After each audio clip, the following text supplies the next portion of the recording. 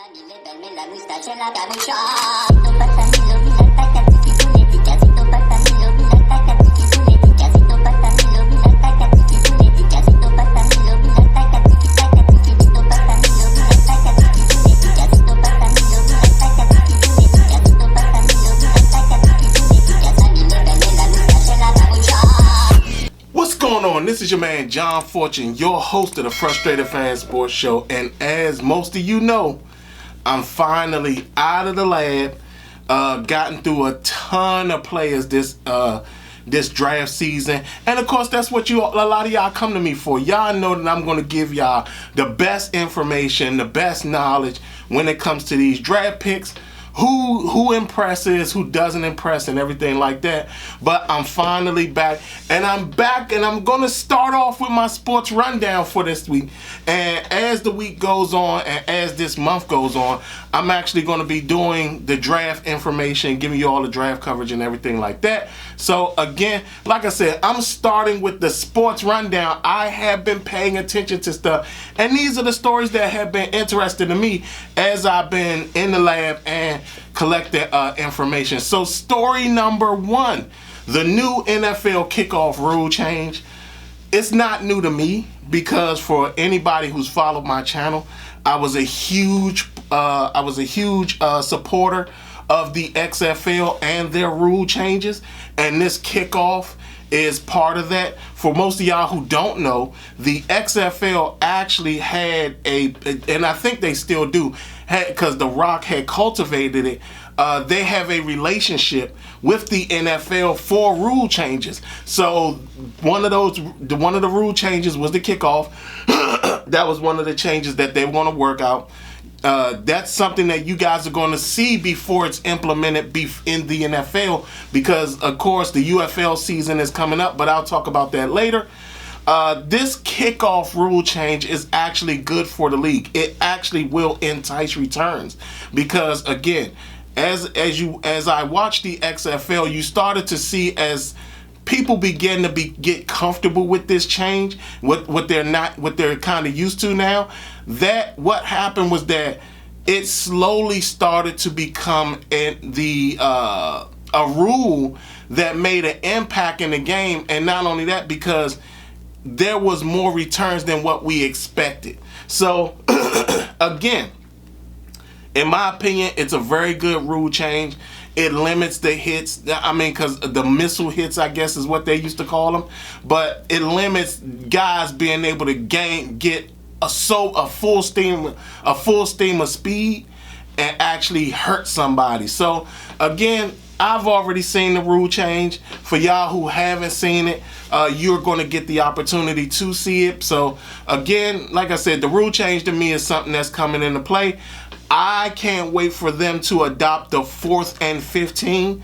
And contrary to what some people believe, I think that brings a better impact to the game. Again, it's a rule that is very needed in the NFL, and it's a rule that could be needed the long term, because again, the onside kick, it just doesn't work. It's a meaningless play. It's a wasted play. It doesn't do anything. It's hard to catch people by surprise with it. It's trash. They need to adopt the 4th and 15, and you will get the opportunity to see that with my next story, and that is the UFL season. The XFL and the USFL have combined to become the UFL, which is their season actually starts, I think, on Saturday. For y'all who know, I'm a Defenders fan. The Defenders game the first Defenders game is actually on Sunday. So they start on the 31st. The actual UFL season starts on the 30th. And there's been a lot of teams that have been ripped from the XFL, which I was kind of disappointed in. And there's a team from the USFL that was ripped that I was disappointed in it not making it. So just so a lot of you know, the UFL, it was a very impactful league. Everything you saw was action, entertainment, everything. Just so you know, the XFL teams that are out, the Seattle Sea Dragons are out. It's the Sea Dragons, the Vipers, and the Guardians, the Orlando Guardians. So those 3 teams are out. In is the USFL teams. In the USFL, the team that's out on their side, the team that I thought was going to make it, and I'm quite disappointed that it didn't make it, is the New Jersey Generals. It would have been nice to kind of rekindle a DC New York rivalry, but the Jersey Generals didn't make it. Just so y'all know, the DC Defenders actually have a current rivalry, which is the St. Louis Battlehawks. So again, the UFL season is coming up. You're going to see a lot of stuff. For those who are DC Defenders fans, I have to give you guys all this information. A lot is not going to change from the year before. Our entire coaching staff is back. Reggie Barlow is back, Fred Keiss is back, and Greg Williams is back as defensive coordinator. So we got all our coaching staff back. A majority of the players are coming back. So back is Francis Bernard, the stout linebacker, that man in the middle of that defense. He's back. Mike Joseph is back. Northrop is back. Mike Joseph is like our secondary that we had last year, minus a couple guys, but they're actually coming back. You got, like I said, Mike Joe is back, who I think he got the XFL Defensive Player of the Year last year. If he didn't, he was the runner-up. We got DJ Swearinger is back. Santos is back.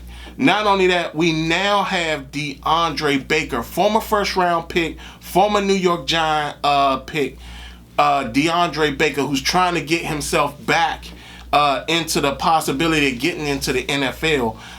He's actually joining us this year. Neil is back. So we got Abram Smith is back. So we got a lot of guys that actually came back. Jordan Tiamu is back as our quarterback. We got a lot of returning players, which is something that I actually like, because this is the one thing that I enjoyed about the UFL now, but was the XFL, is that they listen to their fans. In regards to the DC Defenders, there are some very key guys not coming back. Our backup quarterback, D'Eriq King, he was kind of our backup quarterback, but he could come in and play. D'Eriq King won't be back. He's actually the quarterbacks coach for SMU, so he won't be coming back.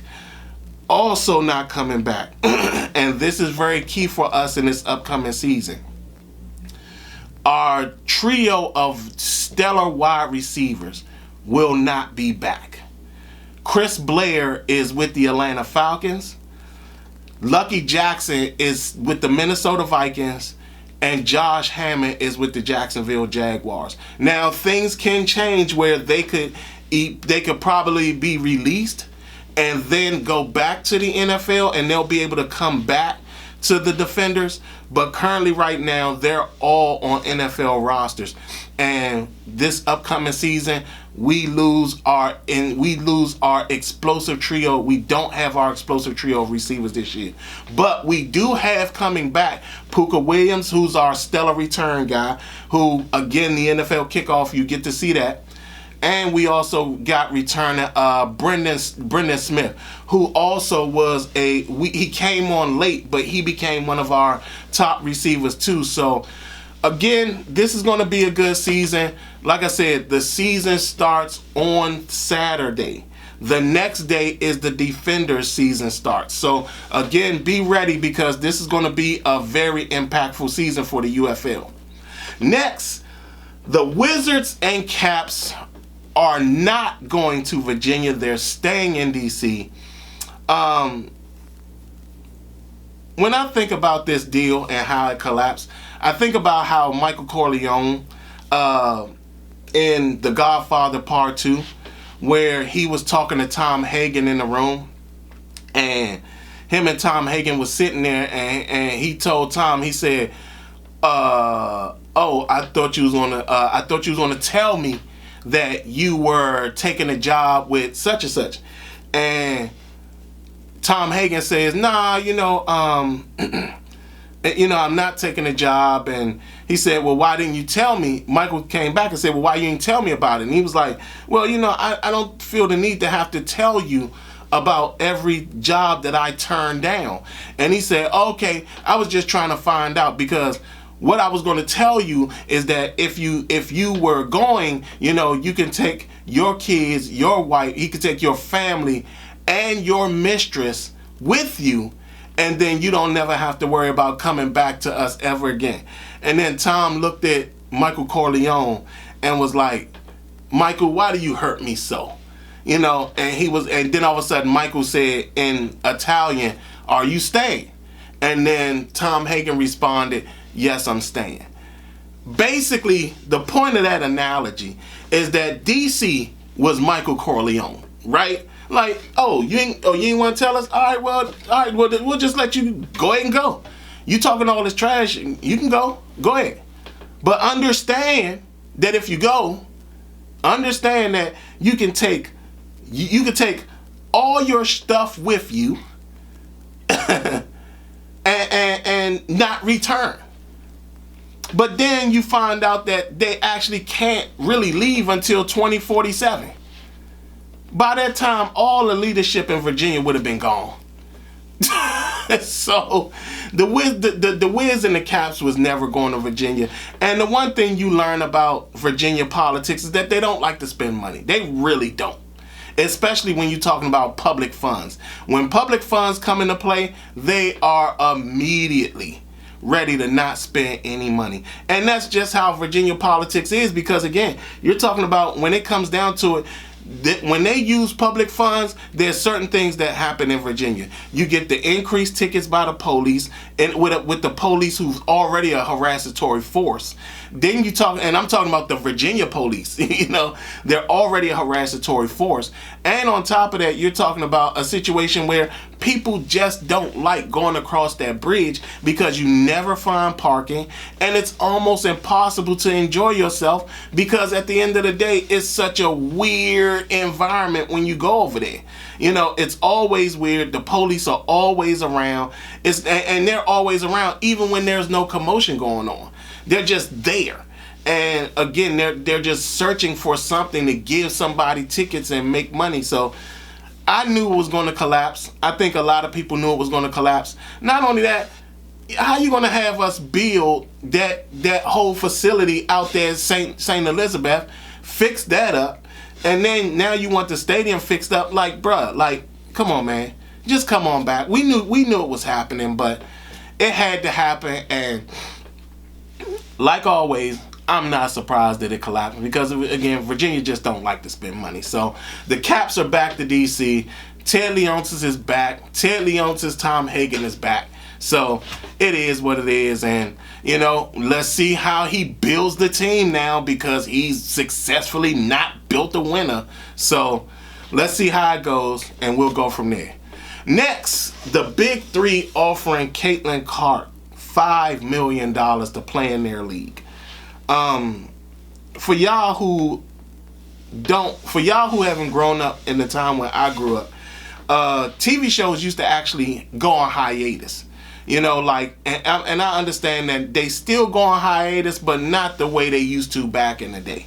When TV shows used to go on hiatus, there was this point where all the celebrities from those TV shows would show up on like the game shows, and they had the Battle of the Network All-Stars and all this type of stuff that was going on. It was always a celebrity-driven thing. And you would see Celebrity Jeopardy and Celebrity Family Feud and Celebrity Wheel of Fortune. And it was all Celebrity Price is Right. You would see all this stuff, and they were always, on these shows to, make money for their favorite charity and all this type of stuff. This comes off as it's sweeps week, or it's sweeps month, we're offering Caitlin Clark a $5 million deal to come and play in the Big Three. Really? Like, why? It doesn't mean that the league isn't legitimized. It just means that sometimes when you're trying to capitalize on something, it sometimes it's not necessary. Like to offer her $5 million to play in the Big Three, knowing that there's a chance that she won't even score in the Big Three. That was a waste of a publicity stunt.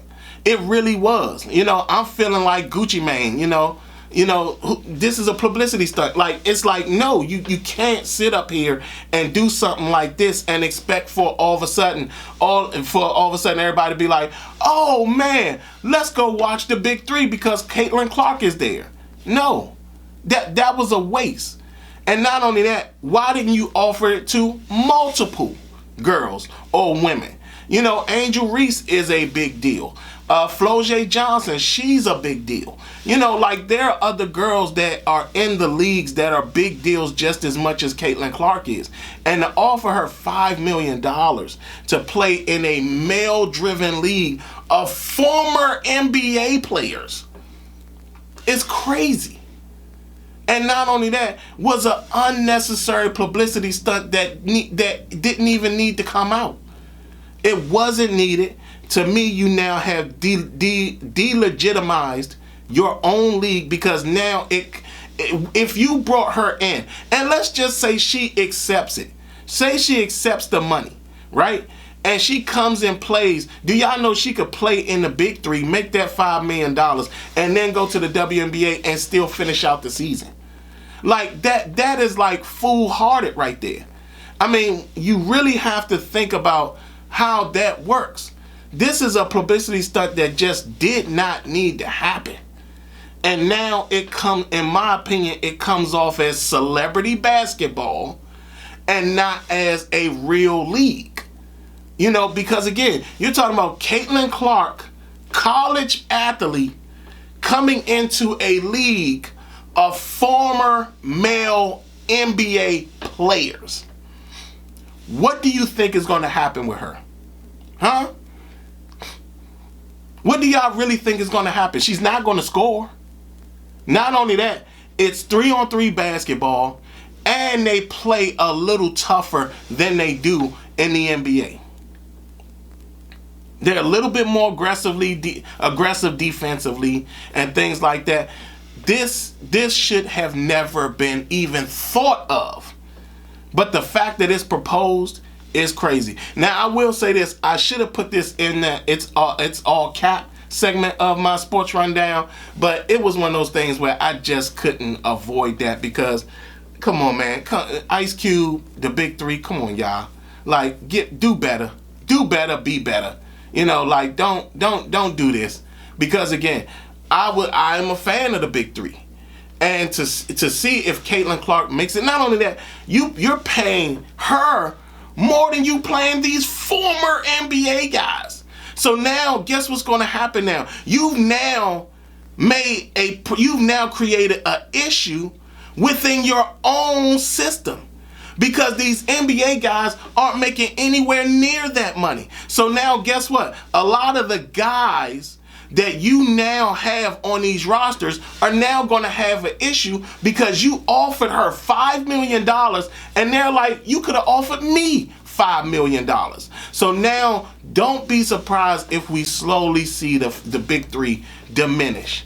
Because again, a lot of the guys were going there because they just wanted to still play and get some burn in. But now that you done offered this college woman a $5 million contract and you didn't offer $5 million to these other guys, the Big Three, it's going to die.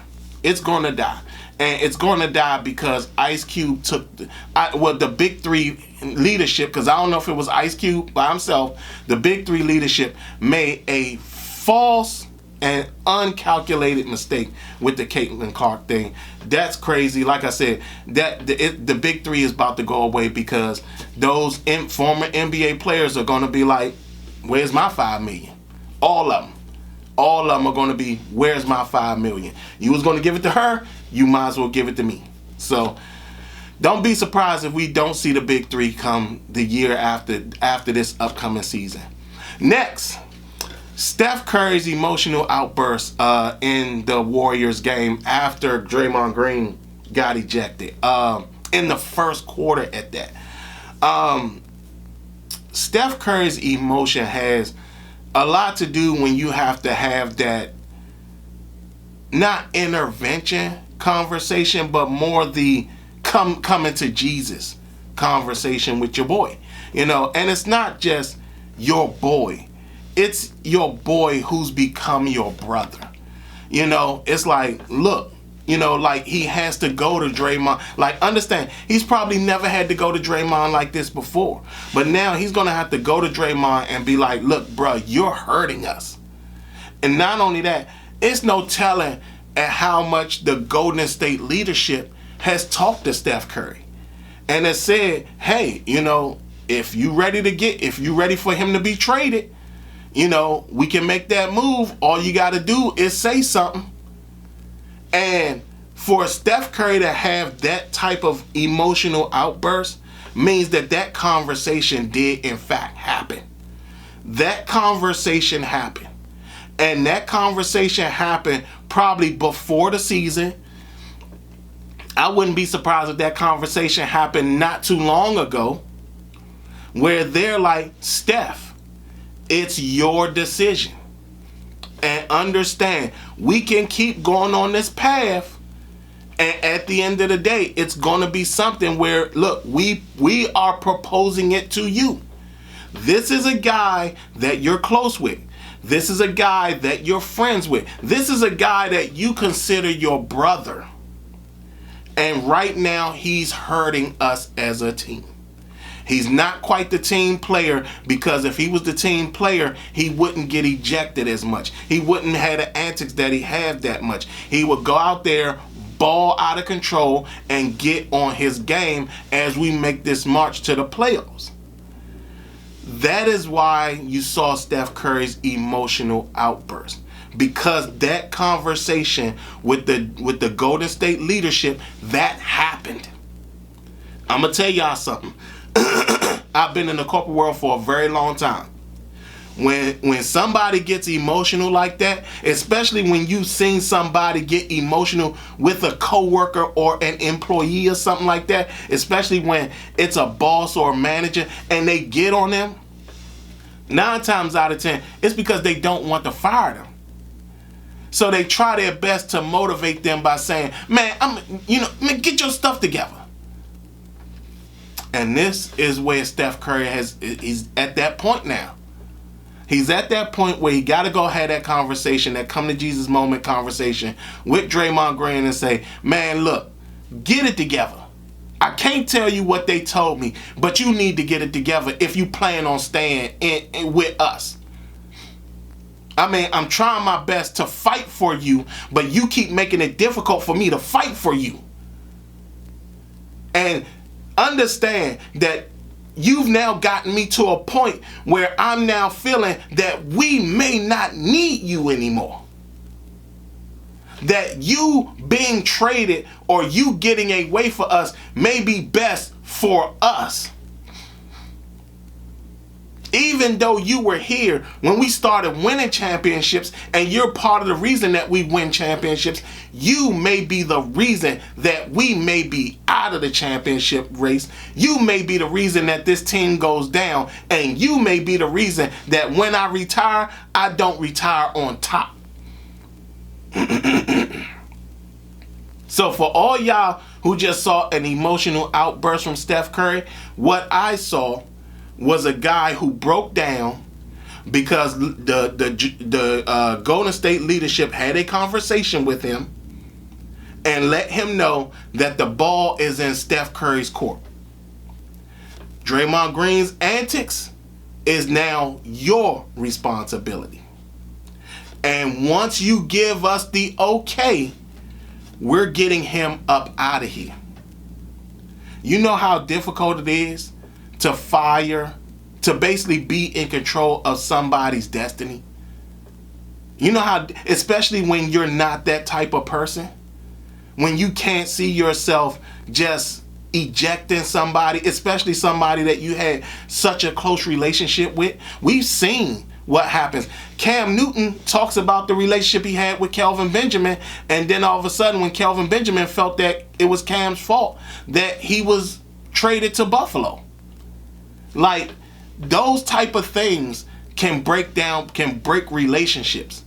And I'm pretty sure Steph doesn't want to be put in that situation, but Draymond is making it hard for him.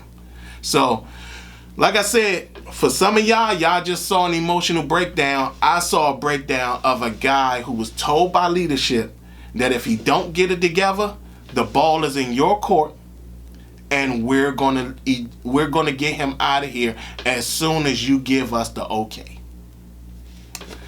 Yeah, that's a rough one, boy. That's a rough one. Next, Shohei Ohtani controversy. Y'all, I'm gonna tell y'all what's gonna happen this upcoming season. Nothing. He won't be suspended. He won't get in any trouble. They've already found the fall guy to take the hit. Shohei Ohtani is baseball's biggest star. He's actually bigger than Bryce Harper. And you're talking about a league where they only have 2 actual stars. For people who are not normal fans of baseball, they all understand. They only know Bryce Harper and Shohei Ohtani. Those are the only players that they know in baseball. They don't know any other players in baseball. And that's baseball's fault. But again, Shohei Ohtani is baseball's biggest savior at this point. They feel that he's the only path to baseball surviving.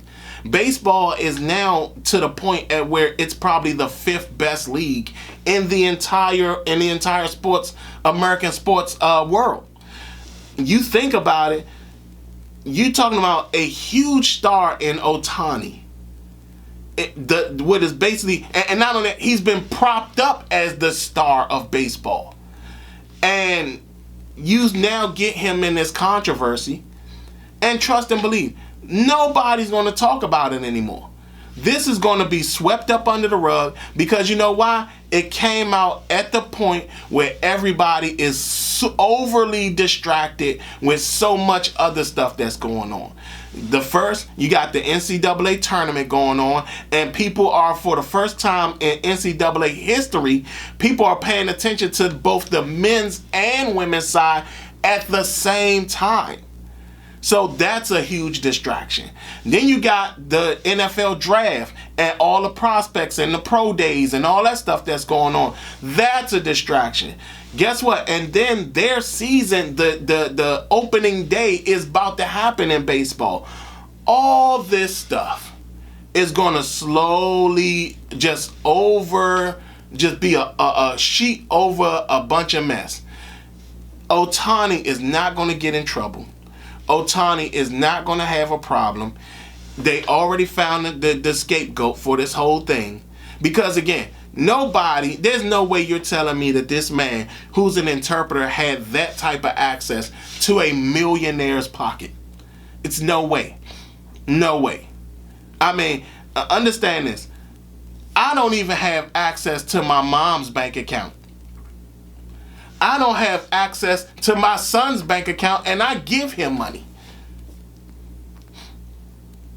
So understand this. There's no way in hell you telling me an interpreter, a person who works for him, has that level of access to his money, and he's not his accountant. He's not his attorney. He's not his wife, his mother, his father. None of that. Come on, y'all. Like, we know what happened. Shohei was betting on baseball. We know that that's what happened. But guess what? You can't say that. You can't do that because he's your biggest star in a sport where the excitement of it is dwindling to a point where people can only recognize 2 stars out of the entire league. It's going to go away. Shohei Ohtani isn't going to get in any trouble because, again, they can't even let him miss games. He missed games, baseball goes down. He can't even miss games. So, for that, the Shohei Ohtani thing, it's a nothing burger because baseball isn't going to do anything about it. Last but not least on the sports rundown is Jayden Daniels' pro day was today. I treat pro days as an extension of the combines. I don't care. It's a scripted environment that is needed for all the guys to look good. I'm a tape person, I'm a film person, and I'm a game person. The way you play in the game is not how you're going to be at the pro day when there's nobody rushing you, there's no defensive backs defending the receivers. There's nothing out there to give you a real good understanding of how good a guy's going to be in the league. So, I mean, yeah, we see the footballs being thrown far and deep and all that type of stuff. That's what she said. But, at the end of the day, you're not going to sit up there and see something that's going to change your mind from the film that you just watched. I mean, I'm looking at the same thing. The pro day happened. Yeah, we saw what was going to happen. We know that in reality, the pro day is more for the skilled players than it is for anything else. But again, it goes back to what I said. To me, it's just an extension of the combine. It doesn't prove anything. Another thing that I'm going to tell y'all what the pro days you need to be paying attention to. And those are the ones that I think are on Friday. That's the Michael Penix pro day and the Drake May pro day, which is happening on the same day. We will see what teams are really looking at Drake May versus those that are looking at Michael Penix Jr. And I'm going to have a very close eye on this because I feel a certain way when it comes to quarterbacks and the skill and ability of the quarterback. And I want to see how many teams' leadership, the decision makers, are going to be at Drake May's pro day versus being at Michael Penix's pro day. I'm going to be closely watching at everyone that is going to be there because that is going to mean a whole lot to me. Because again, I don't care what scouts are there. I don't care what people. I care about what decision makers are going to be there. That means if I see general managers like the head general man, the guy. If I see ownership, any type of ownership leaders, people there, that's going to make a huge impact for me because I definitely got a feeling on something about, the skill of quarterbacks and how they're truly evaluated because I don't think there's a skill in how they're evaluating quarterbacks now. And I think that there's a lot of poor evaluation going on with quarterbacks. But again, like I said, the pro days, they don't mean much to me. They're just an extension of the combine, and to me, it's nothing. But I will say this: there's no way that Jayden Daniels isn't Washington's pick if he's there at number 2. Let me tell y'all something. Him going number 1, that's not happening. Caleb Williams is going number 1. There's no way he's going to relent, that he's going to give up that spot. Caleb Williams is not going. Caleb Williams is not going to not be the number 1 pick. So, but again, like I said, pro days, whatever. Now for the segment of my show, the It's All Cap segment of the show. So here it is, starting with the first story of the It's All Cap segment.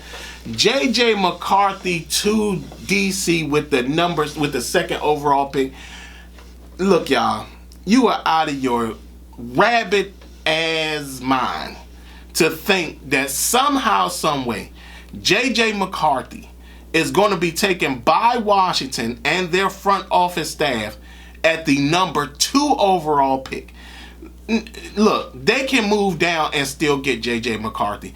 Look, if J.J. McCarthy is your guy, just move down now. And not only that, be ready for the anger a lot of this fan base is going to have. There are people in this fan base, and I'm gonna point y'all out. If I hear something again, I'm gonna point this out because I think that a lot of the fan base has this little dark secret that they're not saying. And, because there's no way in hell, looking at J.J. McCarthy tape, that all of a sudden you feel that this guy is this fantastic player. Not only that, you're talking about he played for a coach who's always been known as a quarterback-friendly coach. All his quarterbacks, even with his quarterbacks at the time he's been at Michigan, he's always gave them the freedom to throw the ball. And all of a sudden, out of nowhere, here's this one quarterback that he all of a sudden isn't quite quarterback-friendly with, that he takes the ball out of his hands. Nah, y'all, get out of here. But J.J. McCarthy, the DC, with the number 2 overall pick, that's not happening, y'all. Don't feed into the bunch of BS that's going on, because there's no way in hell you would sit up there and draft J.J. McCarthy that dang high. And on top of that, run the risk, because understand this, he's going to have to learn an offense, an NFL offense being taught that probably isn't comparable to the offense he came out of. And for all of y'all that think that it's easy, learning an offense is hard, especially when it's not similar to what you came from. So understand this. J.J. McCarthy is coming from a running offense where the running backs dominated basically the offense as a whole. He won't be able to do that in the NFL, because guess what? There's going to be a lot of teams that sit up there and say, hey, you know what? We're going to force him to beat us. And guess what? If he can't do it, all that's going to happen is that he's going to dwindle and go to the back of the thing, go to the back of the line, and we're going to be in quarterback purgatory again. So don't believe the hype of J.J. McCarthy, and you better not believe the hype that he's going to be the 2nd overall pick. That's just stuff that's being thrown out there just to get people off a track. Because understand this, I would tell people to push J.J. McCarthy up too. If I wanted Jaden Daniels to fall to me, if I wanted Caleb Williams to fall to me, that's the reason they're not talking about Michael Penix, because all these teams actually want Michael Penix to fall to them. They want to be in a situation where they get Michael Penix at the cheapest possible number and watch as they got the best passing quarterback in the whole draft. Crazy. Next, it's all cap story. I got 2 it's all cap stories. So I'm going to give y'all some numbers, and y'all, I need to get what y'all need to understand. So here's some measurements. This is combine measurements. This guy is 6 feet, 250 pounds. He runs a 4.37 in the 40-yard dash. His broad jump is 10 feet 2 inches. His vertical is 38.5 inches. And he benches 225 38 times. Now ask y'all, hearing all those numbers, it's like you sit up there and you say, yo, this player, what position does he play? Not only that, who is he? And to have those level of measurements, why is this not being talked about? Well, this particular guy comes from the wild and wacky world of pro wrestling. The guy that has these measurables are Bron Breakker. Now, for y'all who don't watch or haven't watched wrestling in years, Bron Breakker is the son of the dog-faced gremlin Rick Steiner and the nephew of Big Papa Pump Scott Steiner. The guy is a freak athlete. When you see him, you can see his lineage in him. He looks more like his uncle than his dad. But either way, it's just the fact that you notice this guy. But of course, like the WWE, like they always do, they always enhance a guy's actual ability. And they did all these numbers and said that these were all Bron Breakker's numbers. Now, I'll say this. There's no way in hell Bron Breakker has these type of numbers as a pro wrestler. And not only that, Bro, you talking about 4.37? That's a couple seconds off of Malik Neighbors' time. So you telling me this guy has wide receiver speed at 6 feet and 250 pounds? Like, come on, y'all. Not only that, he has a 10-foot broad jump and a 38.5 vert. Come on, y'all. And he's able to bench press 225, 38 times. Come on, y'all. Like, look, we just saw the combine. We just saw pro days. And WWE has to stop. You know, like, we understand that these guys are incredible athletes. We get it. But you don't have to falsify their numbers. Because there's no way in hell you telling me Braun Breaker is a 4.37 40-yard dash guy. And it's no way he's beating any of these receivers in the 40. And there's no way he's I doubt that he's going to beat even some offensive lineman in the 40. So, again, I tell you, boy, the WWE, they never cease to amaze you. And that is the segment of the It's All Cap. So y'all tell me what y'all think. How many of y'all agree with me on some of these stories? Y'all tell me, do y'all enjoy the It's All Cap segment? Other than that, this has been your man, John Fortune. I will be back this week to give y'all my players to look out for in this upcoming draft. And guys that may fit Washington's scheme. And I'll bring that on to y'all on Friday. So other than that, this has been your man, John Fortune. And this has been the Frustrated Fan Sports Show.